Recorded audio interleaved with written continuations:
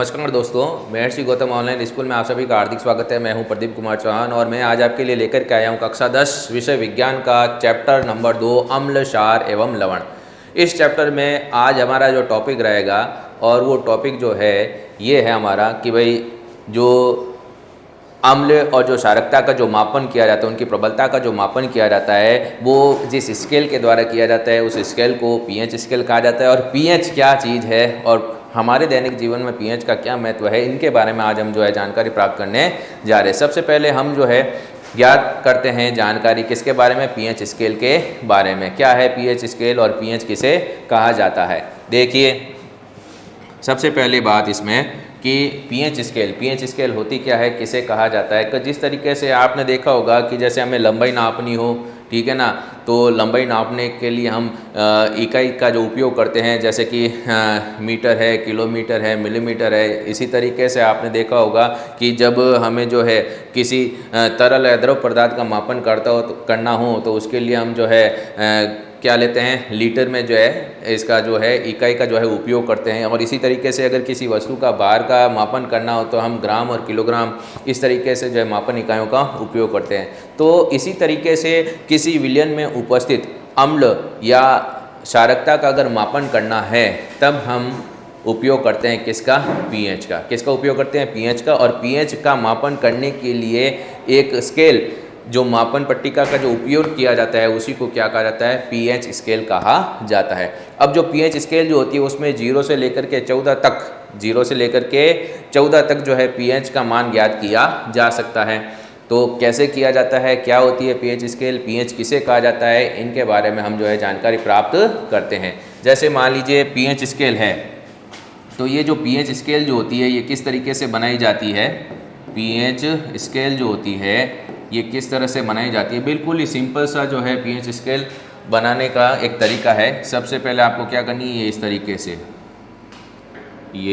तरीके से ये एक आयताकार पट्टिका बना लेनी है और बीच में ये इस तरीके से एक क्या कर लेनी है, लाइन बना देनी है।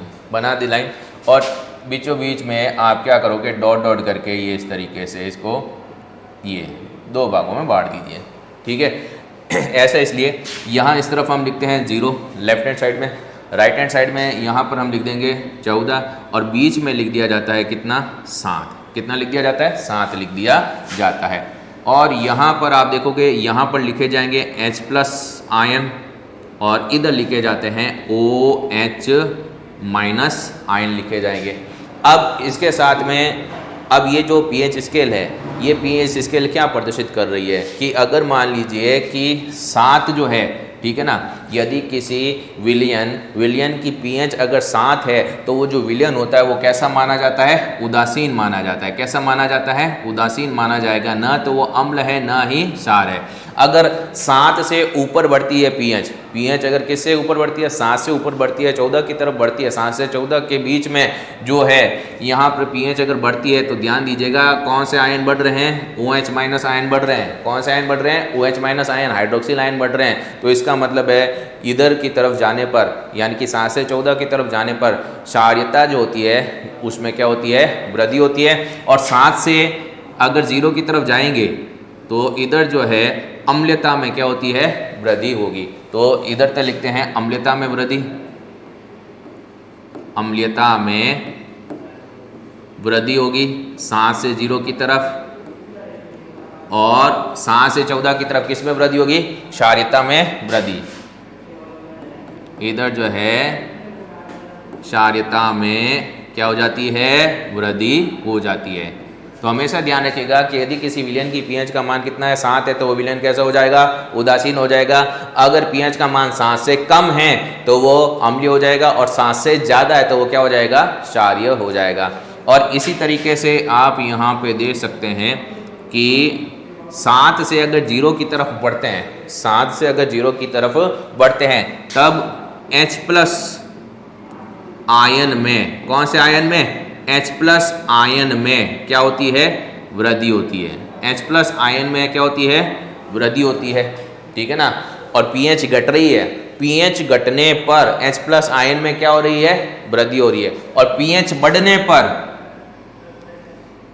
OH माइनस आयन में OH plus OH minus ion में क्या हो रही है, वृद्धि हो रही है।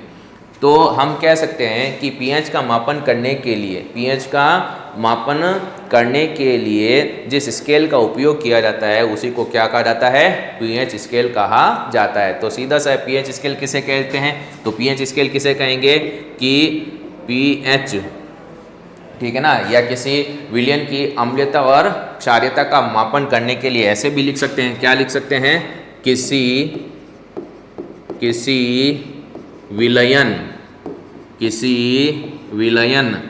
की अम्लता, किसी विलयन की अम्लता एवं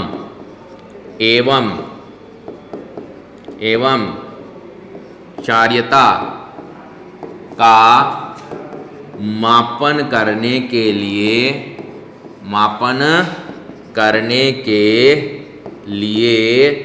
जिस स्केल का उपयोग किया जाता है, जिस स्केल का क्या किया जाता है, उपयोग किया जाता है उसे pH स्केल कहते हैं, उसे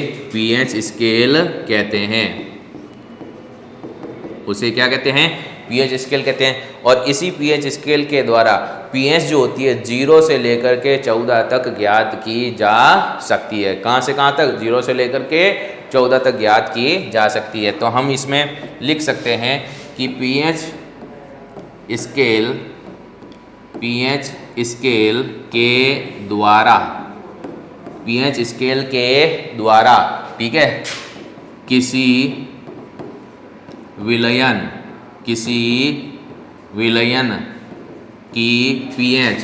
विलयन की pH कहाँ से कहाँ, 0 से लेकर के 14 तक, pH 0 से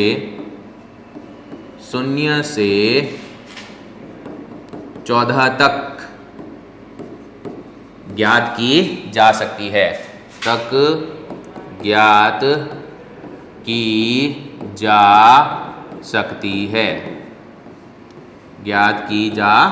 है, अब pH बार बार हम बोल रहे हैं pH, तो pH में P जो होता है वो जर्मन भाषा से लिया गया है जिसको कहते हैं पुशांश, और पुशांश का अर्थ होता है पावर यानी कि शक्ति, ठीक है। तो pH में P किससे लिया गया है, जर्मन भाषा से, P जर्मन भाषा के पुशांश से लिया गया है, जर्मन भाषा के किससे लिया गया है, पुशांश से लिया गया है, ठीक है। तो जो P शब्द है वो जर्मन भाषा के शब्द पुशांश से लिया गया है, जिसका तात्पर्य क्या है, जिसका तात्पर्य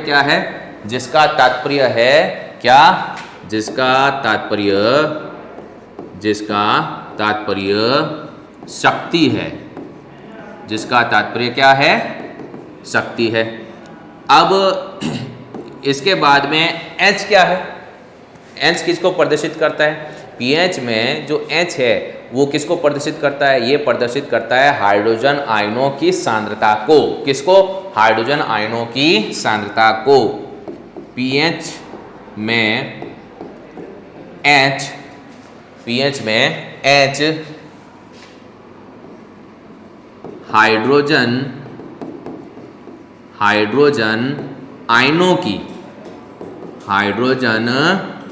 आयनों की सांद्रता को, हाइड्रोजन आयनों की सांद्रता को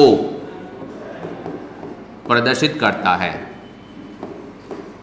हाइड्रोजन आयनों की सांद्रता को प्रदर्शित करता है। अब pH को कैसे परिभाषित किया जाए, pH की परिभाषा क्या होगी, ठीक है। तो pH की परिभाषा क्या होती है उसको हम समझेंगे कि जो हाइड्रोजन जो आयन होते हैं, हाइड्रोजन आयनों की सांद्रता का जो ऋणात्मक लघु गुणक होता है, हाइड्रोजन आयनों की सांद्रता का ऋणात्मक लघु गुणक जो होता है उसे ही क्या कहा जाता है, पीएच कहा जाता है, उसे ही हम क्या कहेंगे, पीएच कहेंगे। तो पीएच की जो परिभाषा बनेगी वो पीएच की परिभाषा क्या बनेगी, पीएच किसे कहा जाता है, तो पीएच किसे कहते हैं, ठीक है, पीएच किसे कहते हैं, ये हमारा प्रश्न है। तो पीएच किसे कहेंगे, पीएच किसे कहेंगे बेटा, पीएच किसे कहेंगे, पीएच किसे कहेंगे, तो इसका उत्तर होगा कि हाइड्रोजन आयनों की सांद्रता का ऋणात्मक लघु गुणक क्या कहलाता है, पीएच कहलाता है। तो इसका उत्तर क्या होगा, हाइड्रोजन आयनों, हाइड्रोजन आयनों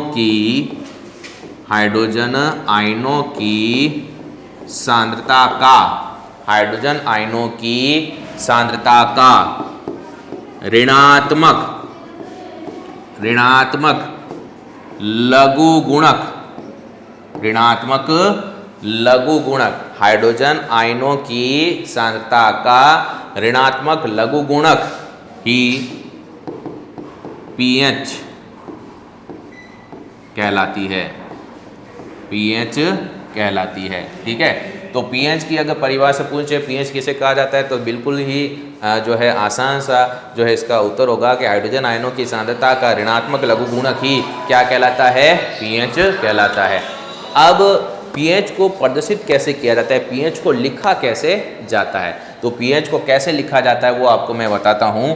पीएच को कैसे लिखा जाएगा, पीएच को लिखा जाता है पीएच -log 10, ठीक है ना, और कोष्टक में यहाँ पे लिखा जाता है H+। तो ये कोष्टक के अंदर जो ये H+ लिखा हुआ है ये तो हो गया हाइड्रोजन आयनों की सांद्रता, और ये -log 10 हो गया हाइड्रोजन आयनों की सांद्रता का कैसा, ऋणात्मक लघु गुणक। ये है हाइड्रोजन आयनों की सांद्रता और ये उसका क्या हो जाएगा, ऋणात्मक लघु गुणक हो जाएगा, ठीक है ना। तो यहाँ पे आप देख सकते हैं, यहाँ पे आप देख सकते हैं कि ये जो इतना भाग है, ये कोष्टक के अंदर जो H+ लिखा हुआ है ये तो प्रदर्शित करता है किसको, ये प्रदर्शित करता है हाइड्रोजन आयनों की सांद्रता को। किसको प्रदर्शित करेगा, ये प्रदर्शित करेगा दोस्तों हाइड्रोजन आयनों की सांद्रता को। अब ये कोष्टक के बाहर जो ये लिखा हुआ -log 10 ये प्रदर्शित करता है हाइड्रोजन आयनों की जो सांद्रता है उसका कैसा, ऋणात्मक, क्या, ऋणात्मक लघु गुणक। ये उसका क्या हो जाएगा, ऋणात्मक क्या हो जाएगा, लघु गुणक हो जाएगा, ठीक है दोस्तों।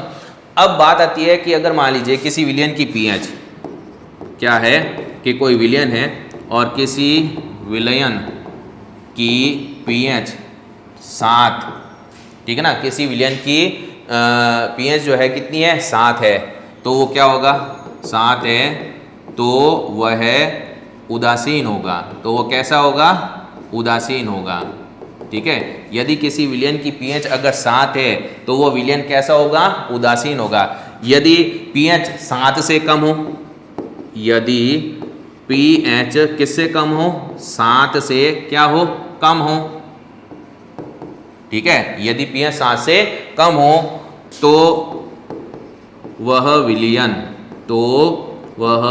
विलयन, अब 7 से कम है तो यहाँ पर आपने देखा था कि अगर 7 से कम है पीएच का मान है तो वो क्या होता है, अम्लीयता में वृद्धि होती है, अर्थात वो विलयन जो होता है वो कैसा होगा, अम्लीय होगा। कैसा होगा, वो अम्लीय होगा। तो पीएच 7 से कम हो तो वह विलयन कैसा होता है, तो वह विलयन अम्लीय होगा। कैसा होगा, अम्लीय होगा, ठीक है ना। और अगर आपसे कह दिया जाए कि यदि पीएच जो है 7 से, किससे, 7 से क्या हो, अधिक हो, 7 से क्या हो, अधिक हो, तो क्या होगा, तो वह विलयन जो है वो कैसा हो जाएगा, क्षारीय हो जाएगा। कैसा हो जाएगा, क्षारीय हो जाएगा। तो वह विलयन कैसा होगा, क्षारीय होगा, तो वह विलयन कैसा होगा? क्षारीय होगा। तो ये 3 पॉइंट आपको ध्यान में रखने कि यदि pH 7 है तो विलयन कैसा होता है? उदासीन। यदि pH जो है 7 से कम है तो विलयन कैसा होगा? अम्लीय होगा। यदि pH 7 से अधिक है तो वो विलयन कैसा होगा? क्षारीय होगा। तो ऐसा क्यों है कि pH 7 होने पर विलयन उदासीन हो जाता है? क्योंकि pH जब 7 होती है तो इस स्थिति में H+ और OH- आयनों की जो सांद्रता होती है बराबर होती है। इसी वजह से विलयन में न तो अम्लीय गुण आता है न ही क्षारीय गुण आता है और वो कैसा हो जाता है? उदासीन। अब आपने कहा कि भाई pH अगर 7 से कम है तो वो विलयन अम्लीय क्यों है? वो इसलिए होता है क्योंकि जब pH 7 से कम होने लगती है तो H+ आयनों की जो सांद्रता होती है वो OH- आयनों से क्या होती है? ज़्यादा होती है। और जब H+ आयनों की सांद्रता ज़्यादा होगी तो वो विलयन भी कैसा हो जाएगा? अम्लीय हो जाएगा।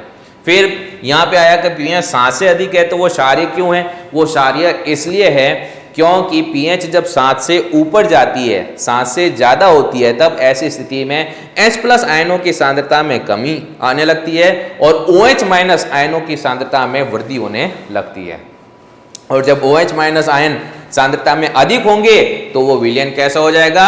क्षारीय हो जाएगा। कैसा हो जाएगा? क्षारीय हो जाएगा।